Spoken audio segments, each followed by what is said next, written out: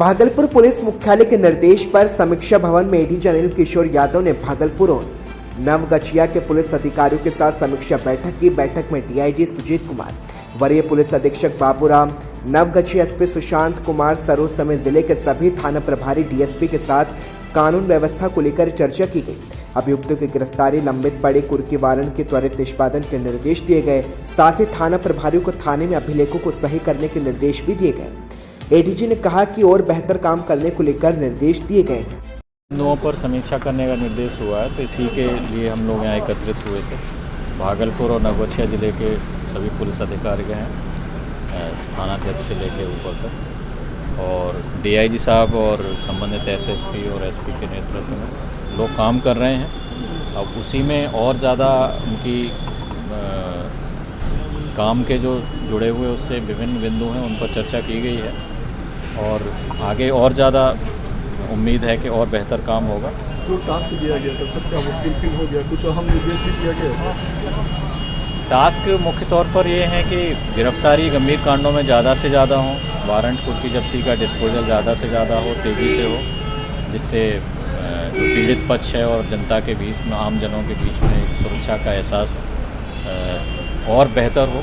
तो इसी पर प्रयास किया जा रहा है, लोग काम कर रहे हैं, और कुछ लिमिटेशंस भी रहती हैं, संसाधनों की, काम का बोझ ज़्यादा रहता है, वो सारी चीज़ें हैं, लेकिन सुधार का प्रयास किया जा रहा है। ऐसा हमारे अधिकारी सब कमर कसे हुए हैं, तो उम्मीद है सुधार होगा। सर, कमजोर वर्ग के मामलों में गया है, तो जांच जो गुणवत्तापूर्ण है उसका आधार क्या है, क्या लगता है? जांच क्या, माफ़ कीजिएगा? जांच जो गुणवत्तापूर्ण जांच है उसका आधार क्या है, क्या लगता है इन दिनों जो है तो मामला? देखिए, ये सतत चलने वाली प्रक्रिया है।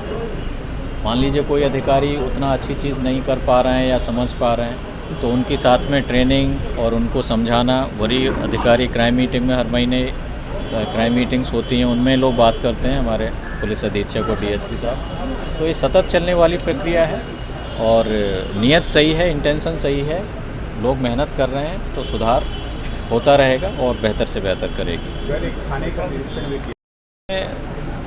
जो जिम्मेवारी जवाबदेही है ये है कि लॉ एंड ऑर्डर के बहुत सारे मामले, लैंड डिस्प्यूट उनके पीछे रहता है, जिसमें जो दूसरे विभाग हैं सरकार के, जो रेवेन्यू से संबंधित, राजस्व से संबंधित, उनका काम कितना मुस्तैदी से हो पाता है, समय से हो पाता है, संवेदनशीलता से हो पाता है, उस पर भी बहुत निर्भर करता है। इसलिए व्यवस्था पहले से ही दी गई है सरकार की ओर से कि थानाध्यक्ष और सीओ साहब साथ में बैठ के शनिवार को वो इस तरह के मामलों का निष्पादन किया करें, और डीआईजी साहब के नेतृत्व में इस चीज़ को और व्यवस्थित रूप से होगा। इसके लिए फॉर्मेट डीआईजी साहब ने दिया है, दे रहे हैं, जिसके हिसाब से और बेहतर तरीके से मॉनिटरिंग हो सके, और जनता को दोनों पक्षों में से कोई एक पक्ष न्याय के साथ हो सकता है, दूसरा नहीं भी हो सकता है, तो एक समुचित और यथाशीघ्र उनको न्याय मिल सके, जिससे कभी उसका विधि व्यवस्था पर कोई प्रभाव नहीं पड़े।